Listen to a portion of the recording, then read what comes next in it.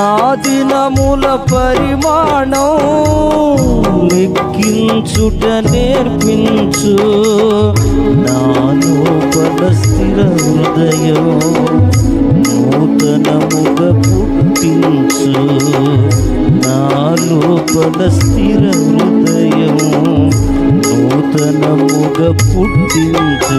కష్టాలు ఎదురైనా నా యాత్రను సాగించు, నష్టాలలోనైనా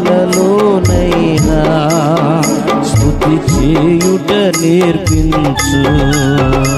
నేనున్న స్థితిలోనే సంతృప్తిని కలిగించు, ఏమున్న లేకున్నా నీ కొరకే బ్రతికించు.